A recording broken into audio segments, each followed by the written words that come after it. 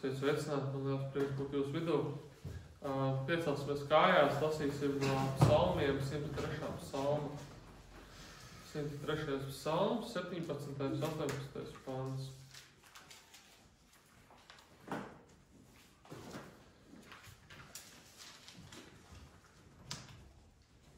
Tur tā rakstīts. Bet kunga žēlastība no mūžības līdz mūžībai ir pār tiem, kas viņu bīstas. Un viņa taisnība uz dēlu dēliem, katram, kas viņu derību glabā. Atceras viņu baukšus un pilda tos. Āmen. Paldies, kungs, tev par to, ka mēs varam lasīt to vārdu. Paldies tev par to, ka mēs to varam pārdomāt. Runā uz mums šodien, kungs, palīdz mums būt atvērtiem, saprast, kas ir tas, ko tu šodien gribi mums teikt. Un, kungs, palīdz, ka mēs to arī pielietojam savās dzīvēs. Nes, ka tikai esam vārdu klausītāji, bet arī darītāji. Tev pasakos un lūdzu to dēlu, Jēzus Kristus vārdā. Amen. Amen. Atstāt droši piesaist.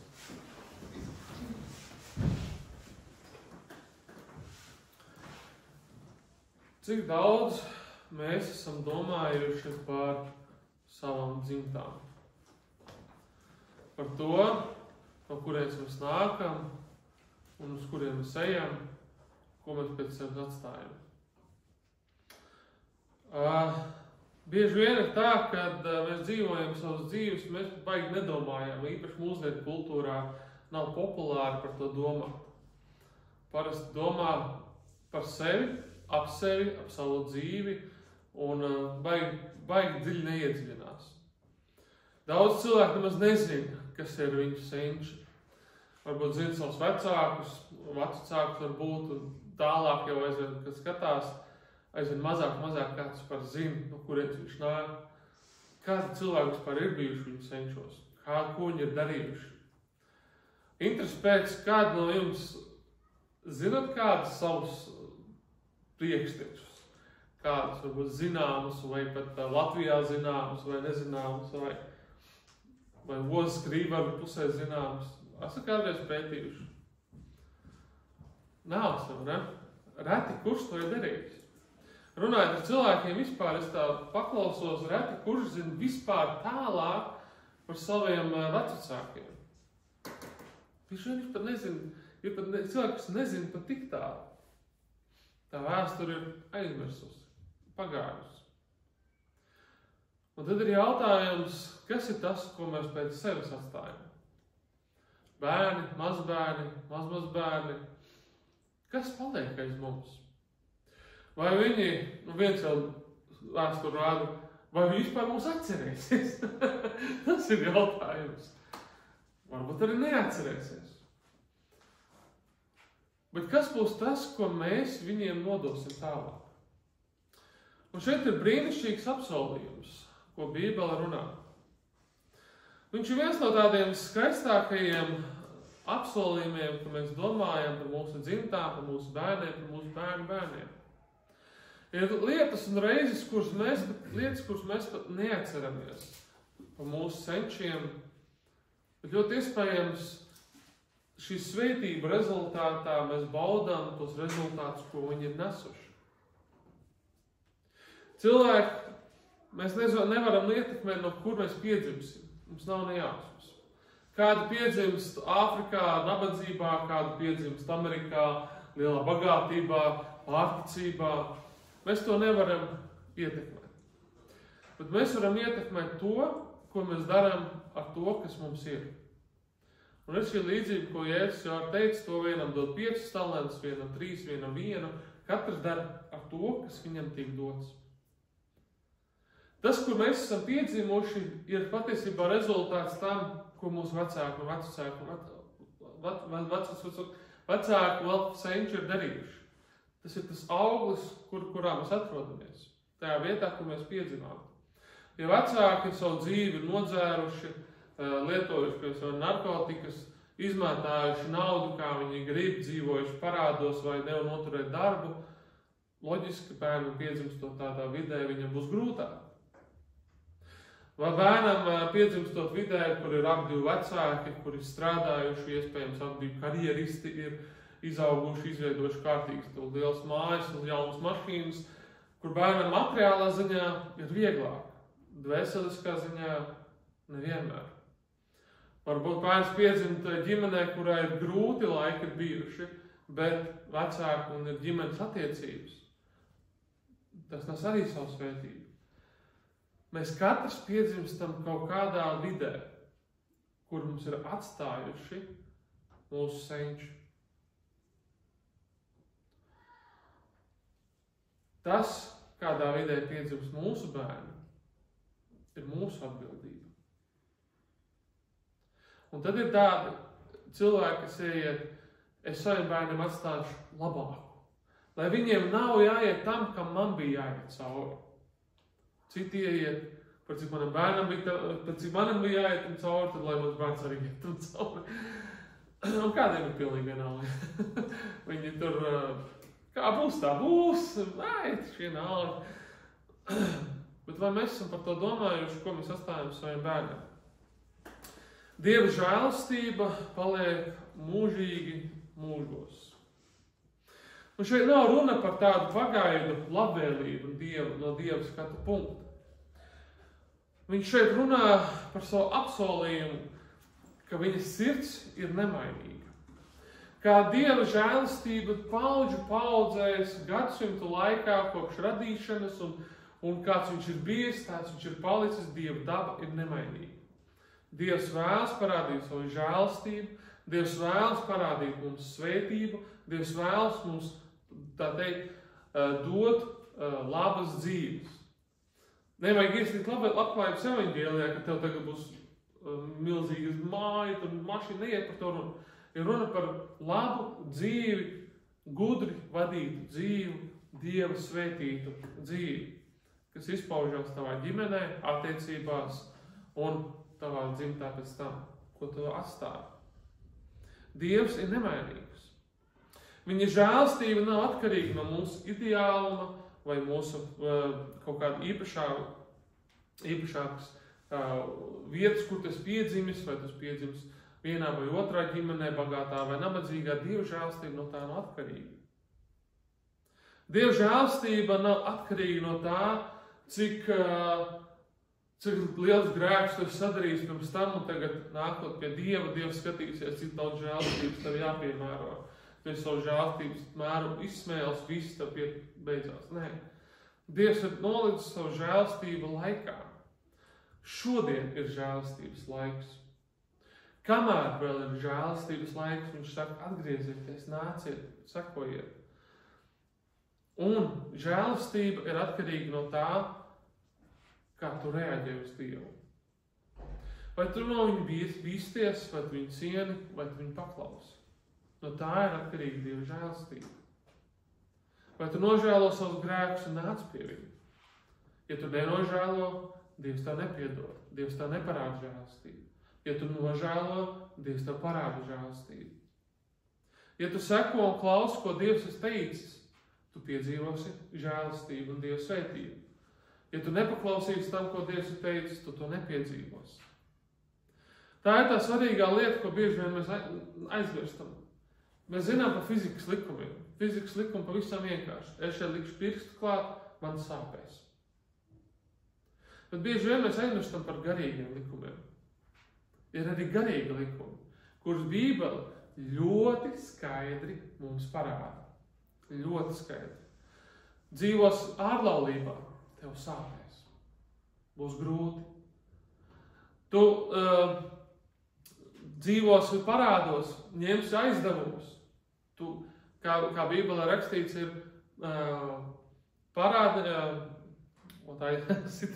nepierakstīt, tikai rakstīt, bet nepierakstīt, paši rakstīt. Aizdevējs ir aizdevējiem vergs. Tu pārdod savu brīvību. Tu pārdod savu brīvību kādam. Tas ir garīgs likums. Tāpat arī ir tas, kā mēs audzinām savus bērnus. Ja tu neaudzini savus bērnus, ja tu brīni, ka bērni nesako Dievam, garīgs likums. Ko tu sēsi, to tu pļausi. Un arī garīgais likums, tāpat kā Dievs iejaucas fiziskos likumos. Dievs dziedina, Dievs atjauno, tāpat arī Dievs iejaucas garīgos likumos. Cilvēks, kurš varbūt sāc savu dzīvi, ir netieši, nevajadzīgi, tā teikt, izniekojoši, grēkojot, izniekojot viņu, nākot pie Dieva, nožēlojot, Dievs viņu dzīvi izmaina. Dievs izmaina garīgos apstākļus, Dievs izmaina viņa dzīvi tālāk, un Dievs var to svētīt. Un Dieva svētība sniedzās ne tikai pie tevis, bet arī pie taviem bērniem. Tas nozīmē to, ka mūsu attiecības ar Dievu ietekmē to, kāds būs mūsu nākamās paudzes. Kā tu dzīvo paklausībā Dievam, ja to, ko tu sēsi, to tava dzimta ļaus. Varbūt tu esi pirmais savā dzimtā, kurš ir nācis pie Dieva, kurš meklē Dievu. Tu vari sākt savas dzimtas svētību. Kā Ābrahāms bija pirmais no savas dzimtas, kurš nāca pie Dieva, un Dievs viņa dzimtu svētīja. Tāpat arī tu vari būt pirmais, kurš nāk pie Dieva, un Dievs svētīs tavu dzimtu. Kas sako, ka tu viņu māci savu dzimtu, māci savus bērnus, sako Dievam. Tu vari celt savu paudzi, tu vari celt savu dzimtu. Ir interesants pētījums veikts. 19. gadsimta beigās amerikāņu sociologi un pedagogi salīdzināja divas cilvēku dzimtas. Viens bija Jonathans Edvards, kurš bija slavens kristīgs līderis, un otrs bija Maks Juksa. Cilvēks, kurš dzīvoja nekristīgu dzīvi, bez ticības, bez izglītības. Un viņi salīdzināja šos divu cilvēku dzimtas paudžu laikā. Kas ar viņiem notiek? Jonathans Edvards, kurš ir šis kristietis, dzīvoja 1703. līdz 1758. gadam. Viņš bija teologs, viņš bija ģimenes tēvs, viņš bija precējies ar kristīgu sievieti un abi kopā audzināja savu kristīgu bērnu kristīgā vidē. Viņam pēcteči ir apmēram 1400 cilvēki no viņa izveidojās. No 17. un 18. gadsimts. No viņa izveidojās, viņa nāca 1400 cilvēki. 13 no viņiem kļuva par universitāšu lektoriem. 100 viņi bija juristi. 30 bija tiesneši, 60 ārsti, 100 mācītāji, misionāri vai teologi, 60 autori, 3 no viņiem bija ASV kongresa locekļi un 1 ASV viceprezidents, kas bija viņa mazdēls. Liela daļa no viņiem bija uzņēmēji, kopienas vadītāji un gandrīz visi no viņiem dzīvoja principā ļoti labas dzīves, kristīgas dzīves. Turējās pie ticības, pie tā, kas viņiem bija dots. Maks Juks, kurš dzīvoja tajā pašā laikā, viņš neticēja Dievam, nedzīvoja saskaņā kristīgām vērtībām, precējās ar līdzīgi domājošu sievieti, un viņa bērni tika raksturoti kā izlaidīgi, nevērīgi, un kur viņi neieguldīja savos bērnos. Viņam pēcteči bija apmēram 1200 cilvēki. 1200. 310 no šiem bērniem kļuva par bezpajumtniekiem. 440 bija alkoholiķi, 130 noziedznieki, no tiem 7 bija slepkavas, 60 zagļi un 190 prostitūtas. $1000 izmaksātu no valsts līdzekļiem viņiem, lai viņu līdzekļiem sodāmības un nabadzības dēļ, lai viņus uzturētu. 2 dzimtas. Vieni, kuri dzīvoja bezgrēcīgu, ne bezgrēcīgu, bet grēcīgu dzīvi, tā teikt, kā būs, tā būs, Dieva nav, tā teikt, baudīsim savu dzīvi, dzersim, līksmosimies un pilnīgi pie kājas un visu pārējo. Tāda iznāca viņa dzimta tālāk. Vieni, kuri ieraudzīja to, ka tas, kas viņam ir, tā teikt, dots no Dieva, tas ir jānodod tālāk. Ko Dievs man ir devis, to es gribu svētīt savus bērnus. Kuri saprata to, ka bērni ir Dieva dāvana, ka viņiem ir jāieguldās savā dzimtā, ka jāieguldās savos bērnos, savos ģimenēs, un tas nesa svētību arī tālāk. Tas, kur tu šobrīd atrodies, ne šobrīd, bet tas, kur tu piedzimi, ir rezultāts tam, kāda bija tavu vecāki vecāki un tā tālāk. Tu sāc savu dzīvi tajā, kur ir kāds augus nes tavu senču. Tavu bērni dzīvos tajā, kādus augus tu nesi. Un jautājums ir, ko tu viņiem atstāji? Ko tu sēsi, to tu pļausi. Un tas ir liels gods patiesībā būt pirmajam no savas dzimtes. Pirmajam, kurš iesāk savas dzimtes svētību. Jo kā Ābrahāms, tu esi tas sentēvs. Tas tā kā sensis, tā teikt, no kura sākās ģimenes svētība. Latvijā īpaši daudz mēs varam dzirdēt par vecākiem cilvēkiem, kas nākuši, saka, man vecmāmiņa lūdza par mani. Viņa bija tā, kas veda man uz baznīcu. Un cilvēki nāk un stāsta šīs liecības par šiem cilvēkiem. Bet ir svarīga lieta, lai saņemtu šo Dievu svētību. Ir turēt viņa derību un pildīt viņa paušus. Dieva apsolījums nenāk automātiski. Tas nav tā, kā es vienkārši esmu kristietis. Tad nozīmē, man visa dzimta ir svētīta, viss notiks, man nekas nav jādara. Nē. Tā nav automātiski. Tas ir attiecību rezultāts. Tas ir attiecību rezultāts. Nekas mūsu dzīvē nenotiek tāpat vien. Ir jāiegulda darbs. Ir jāiegulda darbs. Mēs tā, kad iesējam sev dārzā dārzeņus, mēs pa viņiem aizmirstam, mēs dārzu neaplaistam, mēs neravējam, mēs aiztaisam ciet siltumnīcu un rudenī atveram, lai novāktu savu auglīšu, dārzenīšu. Tā ir? Nav tā, ne? Ja tu to sagaidītu, tas, kā tu būs rīkojies, tad tāds augus tu sagaidīsi. Mēs rūpējamies, mēs laistam, mēs ravējam. Mēs skatām, viņš šausmīgi griebās ravēt. Šausmīgi nepatīk. Bet kādiem atkal patīk? Prasa ieguldīt gan to, ko patīk, gan to, ko nepatīk. Bet tas prasa ieguldījumu. Tas pats ir attiecībās ar Dievu. Glabāt viņa derību. Būt uzticīgam Dievam, palikt ar viņu vienotībā, staigāt ar viņu. Tajās izvēlēs, kas ir grūtas, ka tev ir jāizdara izvēles ar melot un nemelot. Tad, kad tev ir jāizdara izvēles ar paklausīt un nepaklausīt. Tad, kad tev ir jāizdara izvēle, vai tu izvēlēsies to sievieti precēt, vai to sievieti precēt, vai to vīrieti precēt, vai to vīrieti precēt. Vai būs jāizdara izvēle, svētdien skaistu rīts ārā. Paliksim mājās, spēlēsimies ārā vai nāksim uz baznīcu. Tā ir izvēle. Katrs šīs lietas tomēr nes augļus. Audzināt savu bērnu vai dzīvot pēc uzskata, mans bērns labāk zinās. Es savos 18 gados nezināju, ko es savu dzīvi darīšu. Kā mans 3-gadīgs bērns zina, ko viņš savu dzīvi darīs. Ko tu sēsi, to tu pļausi. Kā tu ieguldīsies, to tu arī nesīsi. Ja tu būsi vecāks, kurš nes teroru, tas arī nāks no tā ārā. Ja tu nesīsi bērnam mīlestību, tas nāks no viņa ārā. Ja tu nesīsi no viņa mācības, tas no viņa arī nāks ārā. Atcerēties un pildīt viņa baušļus, dzīvot paklausībā, audzināt, lūgt, nodoties Dieva vadībai. Un šī nav tikai ārēja paklausība, bet arī sirds uzticēšanās.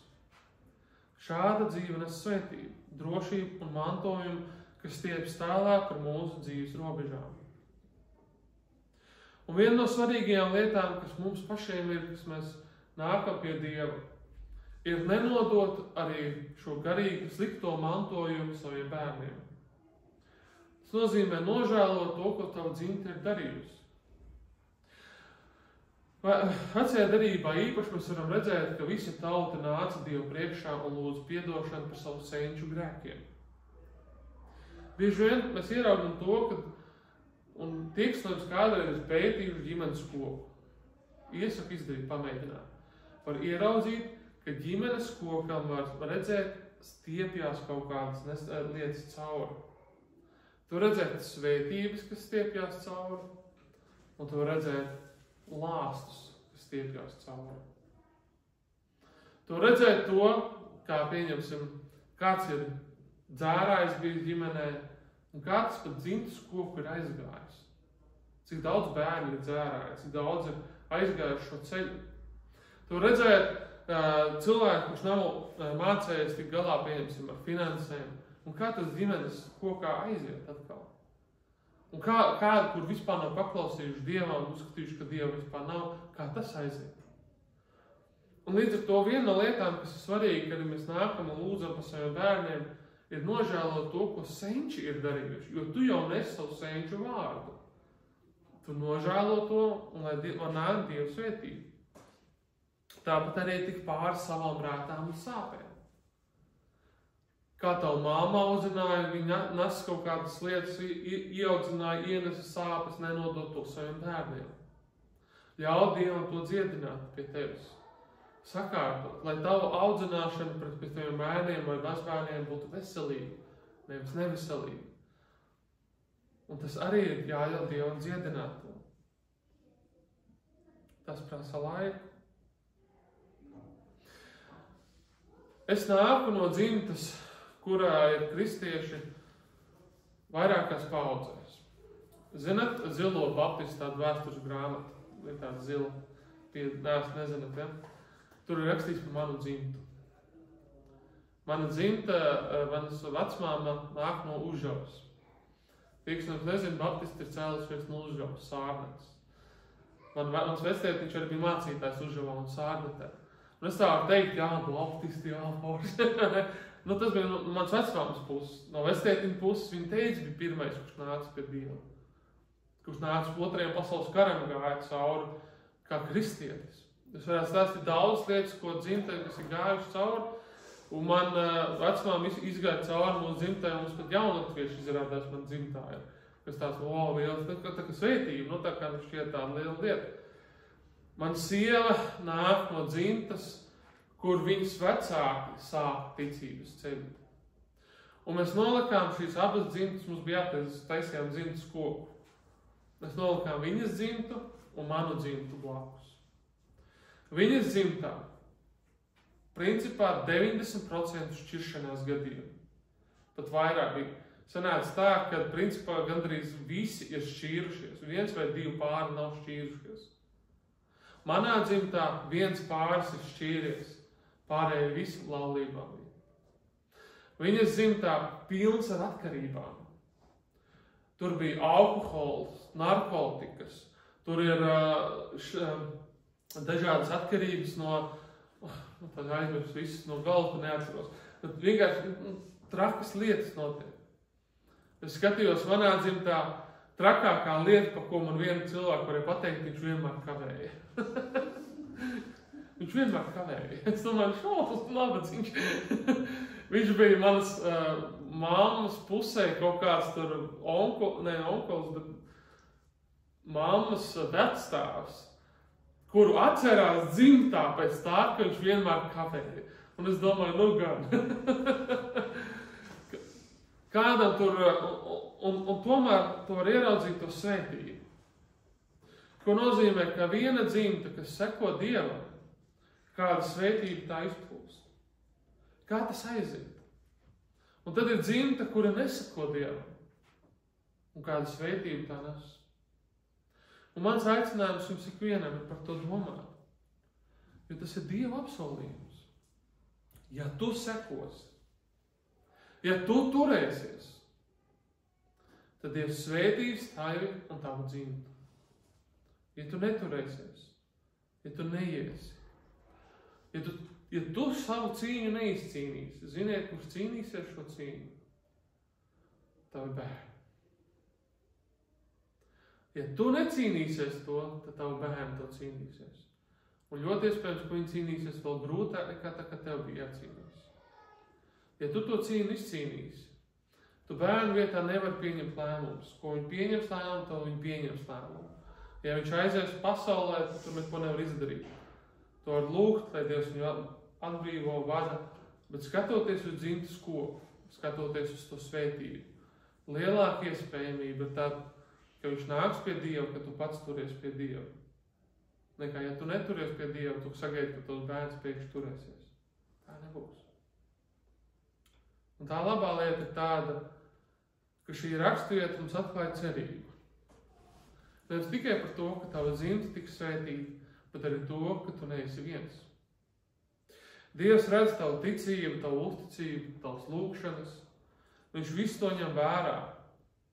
Ne tikai tev rūp tavu bērni, bet arī Dievam rūp tavu bērnu bērni. Viņš iestājās, viņš grib svētīt, viņš grib vadīt. Mums aicina, ka mēs varam lūgt un iestādīt par saviem bērniem, par saviem mazbērniem. Kādiem no mums ir tāda lieta, ka bērni jau ir izauguši vai ir jau savās dzīvēs. Kādi viņiem ir ticīgi, kādi no viņiem neticīgi. Šobrīd, kad viņi ir mazi, tad tā ietekme ir lielāka, kad viņi izaug, tad tā ietekme ir mazāka. Un, diemžēl, tu jau vairs kā vecāks, jo daudz neko vairs nevar tu palīdzēt. Bet tu vari lūgt. Un nekad nevajag novērtēt par mazu lūgšanu spēku. Jo tas ir tik ļoti svarīgi. Man bija brālēns, vēl projām ir, kuram, un tur notika īsta situācija, mana tante apprecējās ar nekustīgu vīrieti, kurš baznīcā negāja. Ik pa laikam atnāca, ka Dievam neticēja. Tā viņam ļoti patika lietot alkoholu. Un tā viņš, principā, viņa gāja uz baznīcu, viņš negāja. Mans brālēns uzauga tādā ģimenē, kurš, principā, negāja uz baznīcu. Māma lika iet, viņš gāja, kā viņš kļuva par tīni, tā mazāk, viņš aizgāja un novērsās no Dieva pilnībā. Bet mēs lūdzām par viņu. Viņš lūgšanās mums visā dzimtā visu laiku ir bijis. Mēs lūdzam par viņu, iestājamies, lai Dievs darbojas un atjauno viņu. Lai viņi ved viņu pie sevis. Viņa tēvs aizgāja mūžībā. Un viņa māma tad palika viena, un viņš tur tā negāja pie Dieva. Līdz vienam brīdim, ka viņa dzīve izmainījās. Ka viņš nonāca līdz tam punktam, ka viņš saprot, ka viņam ir jādodas pie Dieva. Un viņš sāk sekot Dievam, un viņa tā liecība bija pavisam vienkārša. Viņam liecība sastāvēja no 2 teikumiem. Un man dzimtā visi raudāja. Tā kā raudāja, bet tā kā meitas, protams, raudāja. Bet viņam tas ceļš nebija viegls, kā viņš nāca, bet tas, kā Dievs pie viņas strādā, un viņš kļūst tagad ir par kristieti. Un mums ir tāds prieks par to, jo mēs lūdzām par viņu. Dievs atbildēja. Tas pats arī mums, ikvienam. Mēs nevaram nokontrolēt īpaši tie bērni, kas ir izauguši jau lieli. Mēs nevaram nokontrolēt, ko viņi dzīvēs darīs. Bet mēs varam lūgt. Jo tā svētība, ko Dievs mums ir devis, viņi to svētību arī saņem. Viņi dzīvo tajā. Ko viņi atstās saviem bērniem, tas paliks uz viņiem. Bet viņi no mums ir saņēmuši, ja tu esi sekojis Dievam, viņi ir saņēmuši to Dieva svētību. Tālāk, ja viņiem pašiem galvas paciem, kā viņi to rīkosies. Bet mūsu uzdevums, ko mēs varam darīt, mēs varam lūgt, lai Dievs darbojās. Lai Dievs pārveido mūsu pašus, mūsu dzimtas, un lai mūsu dzimtās sāk plūst Dieva tā žēlstība un Dieva svētība. Lai Dieva žēlstība ir spēcīgāka par pagātnes kļūdām. Un lai Dievs vada un veido mūsu dzimtas, lai mēs varam priecāties un gaulēt un baudīt to Dieva svētību, ko viņš grib, lai mēs arī baudām. Amen. Paldies, kungs, Tev par to, ka mēs varam būt pie Tevis. Paldies Tev par to žēlstību, ko Tu esi dāvājis. Paldies Tev par to, ka mēs varam nākt un sekot Tev. Kungs, lūdzu stāvklāt un vada un palīdz, ka mūsu bērni un mūsu bērnu bērni arī Tevi iepazīst un Tevi seko. Kungs, ka tiešām viņi gudri vada savas dzīves, kungs, un tiešām, lai mūsu šī svētība var sākties vai turpināties caur mums un iet tālāk pie mūsu bērniem un mazbērniem un mazmazbērniem un iet tālāk un tālāk. Es lūdzu, kungs, pieskaries un vada. Dod mums savu svētā gara gudrību un vadību, kā runāt ar viņiem, ko teikt, ko neteikt. Tiešām, Dievs, mēs varam būt tie, kas nesam Tavu mīlestību, Tavu svētību, kungs. Un īpaši lūdzu, kungs, palīdz par mūsu mazajiem bērniem, kuri vēl ir maziņi, kurus vēl ir jāaudzina, kurus ir jāmāca, kungs. Dod mums gudrību, kā to darīt. Palīdz, kungs, mums tiešām vadīt tā savas dzīves, kungs, ka mūsu bērni var baudīt to svētību, nevis viņiem jācīnās ar lietām, kurām mums bija jācīnās. To es lūdzu Tavu dēlu Jēzus Kristus vārdā.